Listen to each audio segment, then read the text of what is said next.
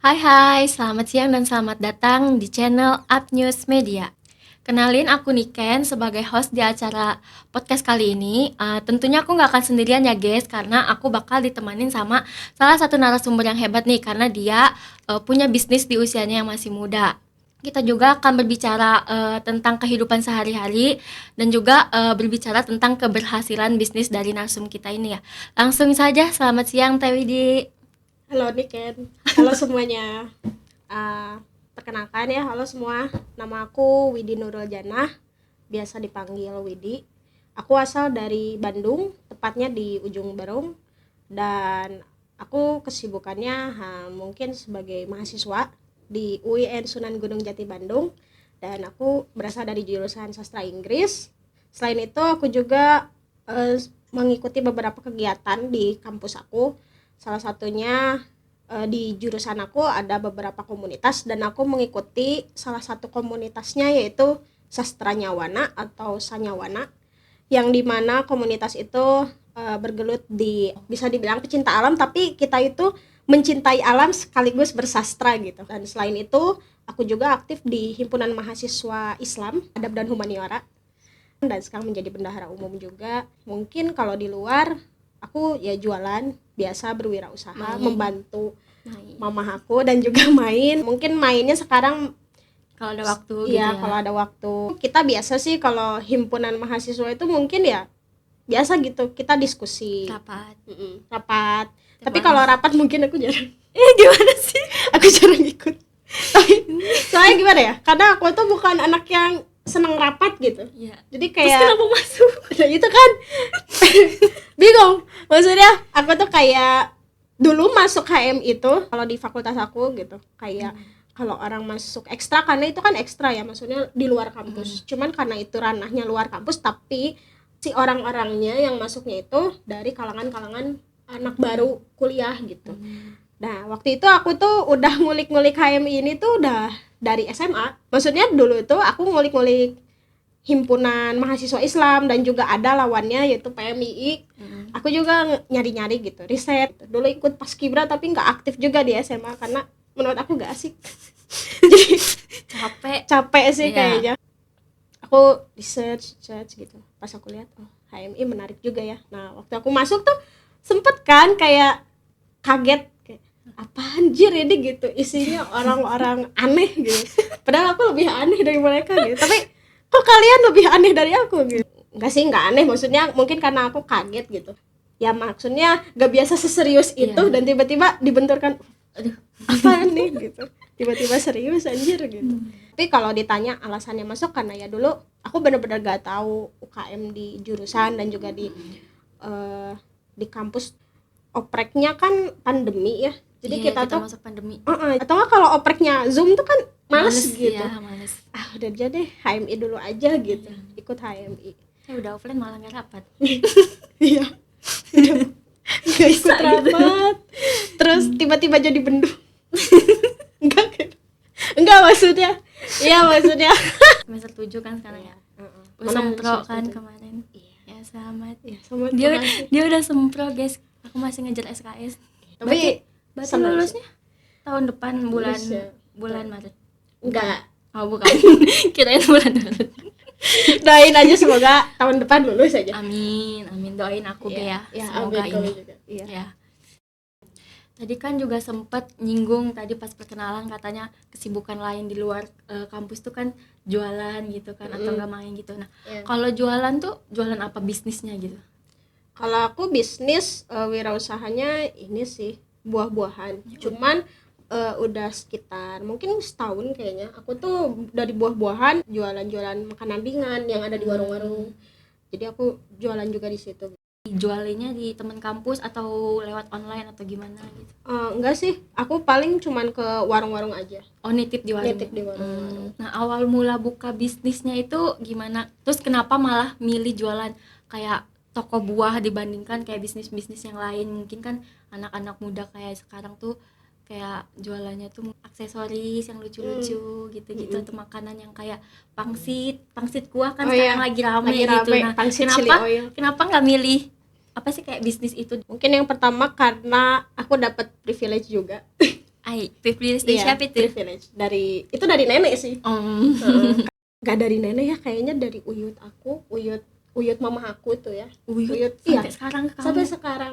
Jadi dulu tuh kayak sebenarnya nggak niatnya apa ya, kayak bukan jual bisnis turun temurun ya, mungkin karena emang basicnya kita ada di keluarga yang mau berjualan gitu, mau berwirausaha gitu ya, akhirnya sampailah gitu di aku. Salah satunya pertamanya dari uyut aku itu punya kebun dan hasil panennya itu dijual. Nah dulu itu sebelum di ujung Berung kita itu biasanya keliling, jadi Yang dari dipangkul gitu ya? enggak pakai dipangkul, Ini. jadi pakai truk. Enggak, jadi gini, maksudnya kita keliling itu jadi keliling tapi bawa truk gitu. Jadi kita pelesiran pasar yang ada di daerah Bandung, Pasar Baru, Pasar Kosambi, terus pasar daerah Cimahi ke sana. Jauh dong. Jauh banget. Wah, hebat gitu ya, kayak One Piece. One Piece versi pasar gitu. Iya, maksudnya kayak wow gitu. Ternyata menjelajahi itu nggak harus di lautan. Di pasar itu pun Di bisa pasar gitu. juga bisa. Iya, keren gitu. Dan dulu buah-buahannya yang dijual itu paling cuman pisang, nanas, sama satu lagi tuh kalau nggak salah semangka kalau nggak salah. Jadi punya 3 lahan itu, dan akhirnya ya dijual sekeliling gitu. Kalau nenek itu dulu karena beliau tuh kan mungkin perempuan juga, jadi kayak bingung gitu ya, mungkin nggak punya modal entah atau apa, jadi akhirnya beralih juga. Jadi beliau tuh merintis, tapi merintisnya itu jadi si produksi buahnya itu ngambil ke Gede Bage, pasar Gede Bage. Dan Gede Bage itu kan dari para petani juga kan. Dan fokus utama jualannya juga dulu nenek tuh cuma pisang aja. Oh, enggak buah-buahan yang lain gitu. Buah-buahan banyak, khusus buat yang digoreng-goreng itu. Jadi cuman jualan pisang aja. Nah akhirnya tahun berapa ya, 98 deh kalau nggak salah, nenek itu jadi pindah, udah jualan buah jadi jualan beras.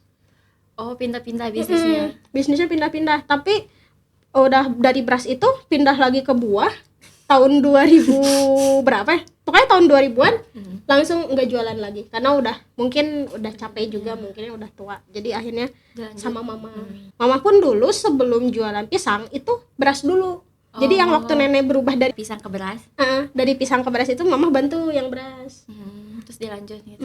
Waktu nenek udah ganti ke buah, ya udah mama juga jadi ke buah gitu. Dan akhirnya itu diterusin mama ya sampai sekarang, alhamdulillah gitu.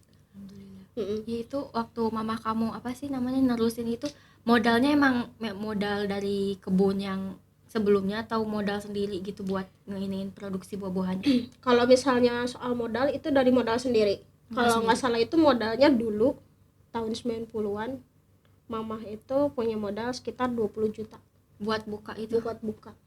Jadi tahun 90-an dengan modal 20 juta lumayan lah, gede banget gitu. Kalau sekarang kayaknya nggak bisa. Sekarang 20 juta mau buka bisnis buah kayaknya kurang ya? Ya tergantung juga kita mau jualan buah apa gitu. Kalau misalnya kita jualan buahnya yang jarang orang beli kayak buah-buah impor, itu kurang cocok kalau misalnya kita jual di pasar gitu. Aku sendiri dulu pernah jualan buah impor kayak pisang yang cuma 3 biji gitu. Yang kuning banget. Iya, yang kuning banget. Dan itu tuh mahal. 3 itu cuman dapat sekitar 16.000 kalau nggak salah, 3 biji tuh. 3 biji. Dan kalau pisang biasa 16.000 itu udah pisang apa? Udah pisang tanduk sih sebenarnya, tanduk tapi udah sekilo gitu. Oh iya, ini 3 biji doang. Cuma 3 biji doang, jadi kan protes ya pembeli pada protes. Apaan nih pisang? Itu kayaknya pisang itu mah buat kalangan atas sih. Iya, tapi pernah ada yang borong gitu, untungnya orang apa kayaknya itu orang gabut ke pasar gitu. Orang kayak gabut nyari buah murah, ya udah ini murah deh 16.000 gitu kan, padahal sama aja sih. Makanya jadi kayak buah-buah impor tuh aku berpikir kayak kalau di pasar kurang ya, kecuali kalau kita mau adain sedikit, misalnya adain sekilo aja deh gitu buat sebulan, kayaknya bisa aman gitu. Kadang orang itu kalau aku lihat, apalagi buat anak-anak muda sekarang gitu, kayak teman-teman aku khususnya, kayak pengen jualan buah, tapi buah-buahnya tuh kayak buah plum, buah apa lagi Buah ya, yang jarang gitu ya. buah yang jarang dan orang nggak semua tahu gitu Iya. buah-buah ini gitu. Aku sering gitu kayak ke mana ya, ke supermarket atau minimarket yang ada kebetulan buah-buah impor dan aku coba gitu, dan ada beberapa buah yang nggak bisa aku terima. Kenapa? Iya, karena mungkin entah ya, cuman aku tuh kurang aja gitu. Kayak misalnya aku makan buah plum. Kalau menurut orang yang biasa makan itu atau orang yang biasa makan buah impor itu enak kan? Kayak wah, enak banget gitu. Soalnya buah plum tuh yang kecil itu kan sih? Iya, yang kayak apa? Yang ada belahannya gitu, bukan? Itu peach bukan sih? Oh iya itu Oh, peach. itu peach. Ada kalau peach aku masih bisa. Kalau peach aku masih bisa makan. Kalau peach itu seger gitu. Tapi Asam. kalau aku kan pikir aja kayak plum tuh apel. Jadi di pikiran aku tuh kayak rasanya kayak apel gitu. Jadi pas makan ngeblank. Hah, sawo. Beda nama doang. Iya, beda nama doang. Tapi katanya ibu hamil seneng ya.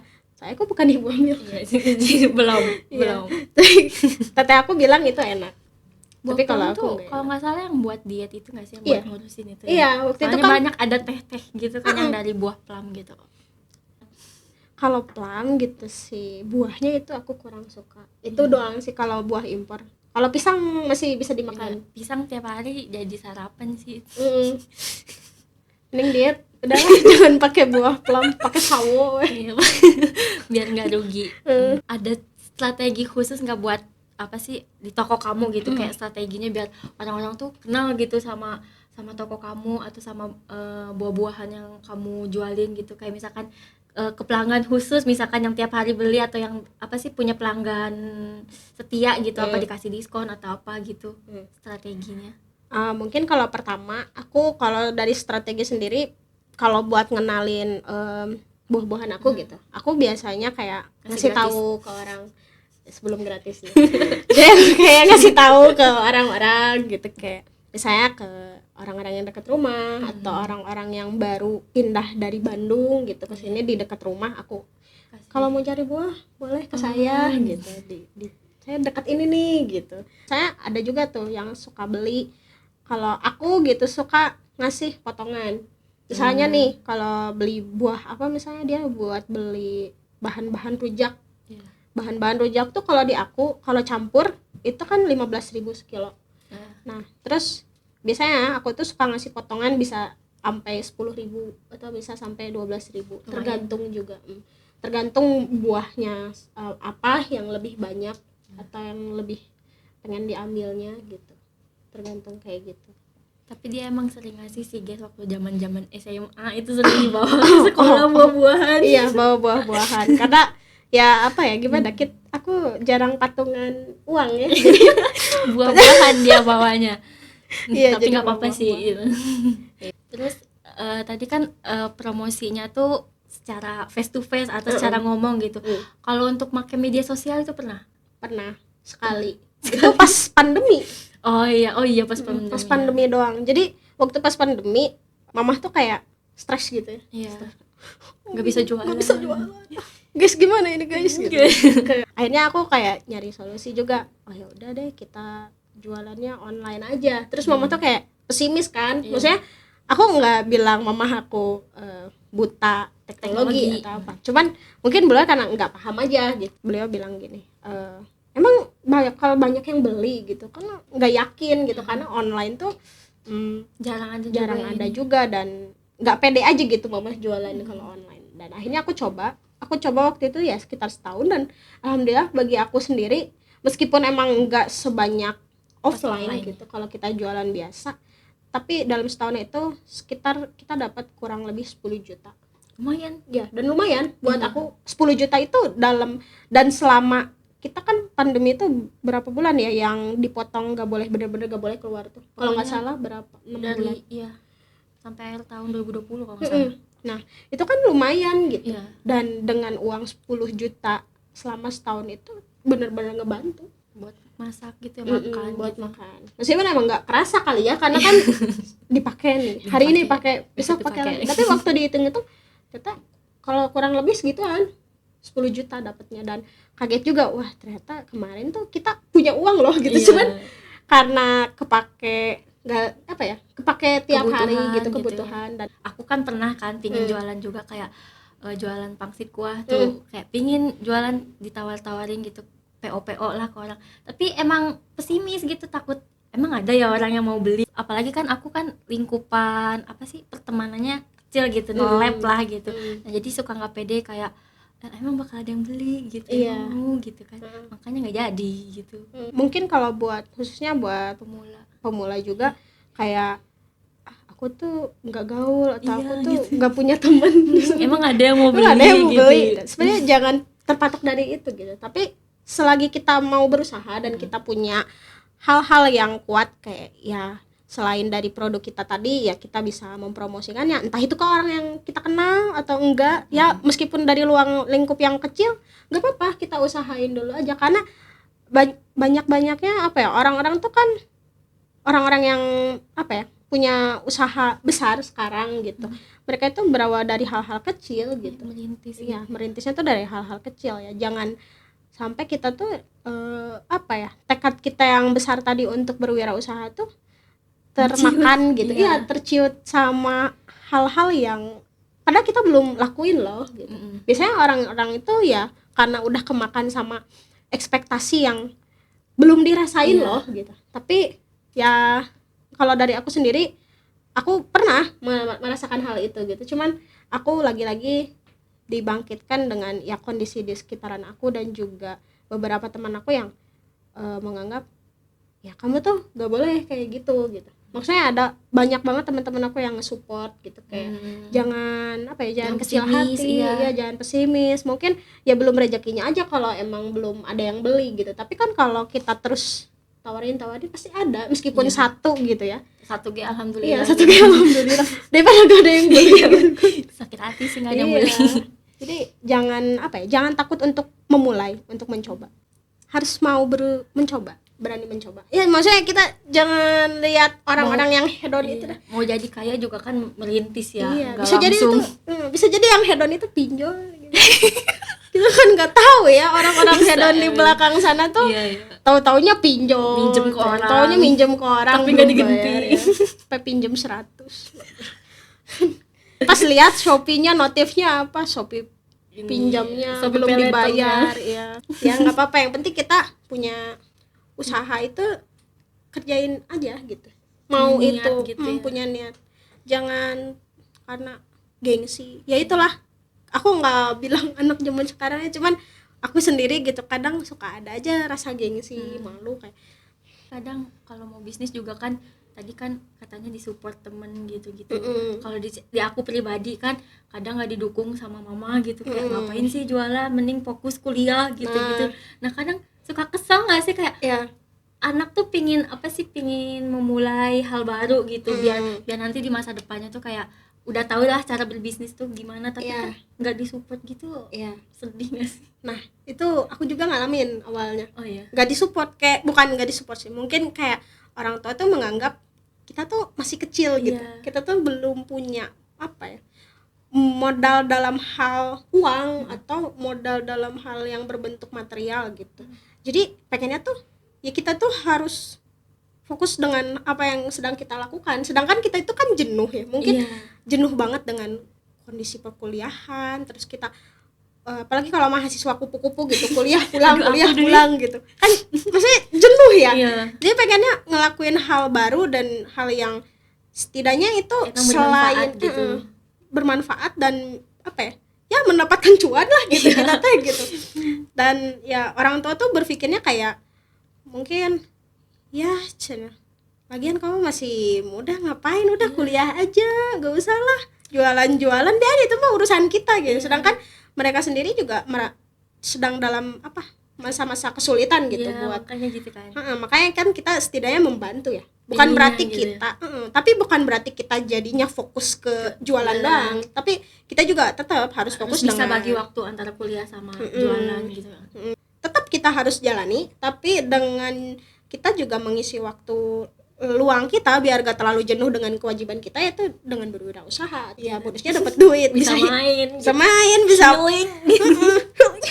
Healing, kita butuh healing. iya, jadi nggak terlalu stres lah. Aku sendiri berpikir dulu kayak emang apa sih segala dilarang, tapi yang aku rasain mama aku sering melarang aku buat melakukan kayak jualan-jualan atau bisnis apapun tuh kayak takut ditipu orang, Iya. takut aku tiba-tiba nih usaha aku udah jalan, udah bagus nih gitu, terus tiba-tiba aku mau menggait orang lain, orang Iya. luar, dan dia ternyata tidak jujur gitu, mungkin dia takut gitu seperti ya. itu. Yang penting kita itu yakin gitu dengan apa yang sedang kita jalani, apa yang sedang kita usahakan, asalkan itu tidak merugikan kita di masa nantinya, Iya. kayak gitu. Tadi kan bilangnya punya kebun sendiri gitu. Terus juga kan musim tuh pasti ganti, ada musim panas, musim hujan gitu. Ya, Nah, cara kamu buat ngejaga si kualitas buahnya biar tetap bagus tuh gimana? kalau misalnya soal menjaga kualitas buah itu balik lagi, mungkin kalau misalnya musim panas nih, kalau musim panas tuh kan biasanya lagi musim-musimnya tuh banyak buah-buahnya tuh buah tropis kayak nanas, bengkuang, ya pokoknya buah-buah yang buat dirujak aja. Dan itu tuh biasanya kalau panas begitu kan buah itu buat aku enggak begitu rusak yang berair, tapi dia kan jadi kering. Otomatis paling kita itu ngejaganya itu ya kita simpan di apa kayak freezer gitu, freezer, disimpan di freezer itu, tapi di suhu yang enggak terlalu dingin, enggak terlalu panas, Sedang gitu. sedang. Atau enggak kita kadang ngurangin stok, mau itu musim panas atau musim dingin, kita ngurangin stok. Misalnya nih kalau biasa beli buah 10 kilo, kita kurangin jadi misalnya 7 kilo atau 5 kilo, daripada kita rugi kayak kita jualan 10 kilo itu bisa ada kerugian bisa sampai 2 kilo atau 3 kilo. Lumayan ya. Lumayan. Kalau aku tuh kalau jualan bertahap, Harus mikirin gitu. harus dipikirin karena kan itu sayang, kilo yang terbuang itu hasilnya malahan gitu. Jadi aku tuh biasanya ngurangin pasokan, tapi tidak mengurangi kualitasnya, tetap beli buah yang bagus itu. Kalau pengurangan stok gitu tuh berarti, sorry ya ini ngomongin, omsetnya itu tetap sama atau berkurang gitu? Pasti berkurang. Berkurang. Mm-mm. Sekarang kan musim hujan. Hujan.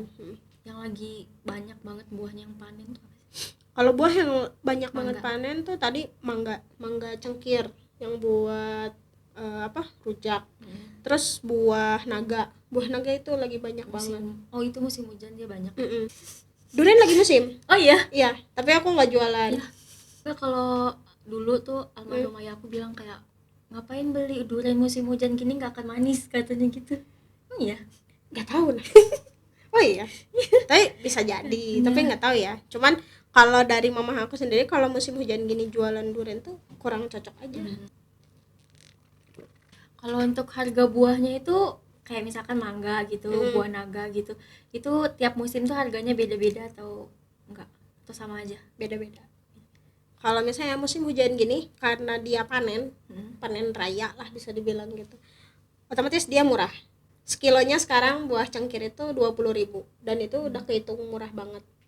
Jadi setiap musim pasti beda-beda. Di bisnis kamu sekarang kan buah-buahan gitu, ada nggak sih rencana lain bikin bisnis kayak salad buah atau rujak atau bisnis lain lah gitu yang terkait sama bisnis kamu yang sekarang gitu? Kalau misalnya soal bisnis lain, mungkin aku kalau mau ngembangin dari buah-buahan ini, aku tuh mau mengembangkan dari soal apa ya, media sosialnya gitu. Jadi aku tuh sekarang lagi tertarik sama apa ya, promosi di media sosial. Contohnya kayak fotografi atau ya promosi edit lah di Canva misalnya atau apa. Jadi biar tertarik, biar penjualan buah aku meningkat juga, terus aku juga punya referensi baru gitu. Karena emang bener sih buat di masa sekarang media sosial tuh sangat berpengaruh banget gitu. Karena dari usaha yang kecil aja bisa jadi gede. Tapi ada rencana mau bikin apa sih, mereknya gitu nggak sih, merek khusus buat Kalau merek buah-buahan? khusus buat buah-buahan itu kayaknya enggak sih, belum. Karena kan kalau misalnya buat merek itu otomatis buat produksi si buahnya itu biasanya dari sendiri gitu. Atau enggak kita kerjasama sama petani. Sedangkan aku itu kan buat apa ya? Buat kerjasama sama petani itu belum ada bener-bener. Jadi aku tuh masih pasokannya dari Gede Bage, bener-bener dari Gede Bage atau enggak dari Cijirah, pasar di Cijirah. Jadi kayak belum ada yang benar-benar bisa aku jadiin jaringan buat aku tuh nanti pesen di dia aja gitu. Jadi aku tuh nggak usah capek-capek ke Gede Bage atau ke Cijirah buat ambil produksi. Nah, tadi kan kita udah ngobrol-ngobrol nih tentang pengalaman bisnis kamu, pengalaman jualan buah kamu gitu-gitu di usia yang muda. Nah, kamu ada saran nggak sih kayak buat orang-orang yang seusia kita yang nggak pede buat buka usaha gitu? Karena ya tadi ya balik lagi yang ke aku tanyain tadi, kayak apa sih, malu gitu buat ngepromosiin di media sosialnya gitu-gitu. Ada saran nggak? Kalau saran, jangan takut untuk memulai. Biasanya malu itu, aku gak tahu ya konteks malu orang itu kayak gimana gitu. Malunya karena apa gitu. Tips dari aku, kamu harus bisa siap dengan apa yang ingin kamu lakukan. Jangan merasa malu. Apapun usaha yang akan kamu mulai, selagi itu untuk kebaikan kamu di masa nanti, lakukan gitu. Karena orang-orang itu kan mungkin berpikir sekarang pengen yang instan gitu, pengen yang cepat gitu. Sedangkan nggak ada yang namanya proses instan gitu. Hal yang kadang kita sebut instan aja itu butuh proses gitu. Kita lakuin proses yang ingin merubah, entah itu nasib kita, entah itu merubah hal-hal yang sekiranya dulu begitu kecil dan akan menjadi besar gitu. Jangan terlalu tergiur sama hal-hal yang instan, jangan terlalu mencari hal-hal yang pengen sesuai dengan mode atau tren sekarang. Maksudnya disesuaikan, tapi juga harus dilihat apa yang kamu usahakan itu bisa kamu dapetin, maksudnya menyesuaikan dengan apa yang kamu punya juga. Jangan maksain gitu. Jadi buat kalian yang mau memulai usaha, coba dulu aja, jangan takut untuk mencoba, dan buat inovasi yang setidaknya itu bisa menjadikan ciri khas usaha kalian. Nah, tadi udah ada saran dari Teh Widi nih buat kita-kita yang mau berbisnis gitu, mau mulai bisnis tuh jangan takut dengan pandangan orang gitu, harus pede aja selagi kita ngejalaninnya dengan hal positif gitu, dengan bagus gitu. Nah, dengan ini mari kita tutup acara podcast hari ini. Terima kasih banyak Teh Widi yang udah bersedia menjadi narsum aku gitu ya. Sama-sama Dan Niken. iya, dan gabung di podcast kali ini. Ya, makasih Buahnya juga. jangan lupa. Buahnya. Terima kasih juga terima kasih juga buat penonton, pendengar. Semoga kalian menikmati acara podcast ini. Kalau begitu, sampai jumpa di lain waktu. Bye bye. Dadah.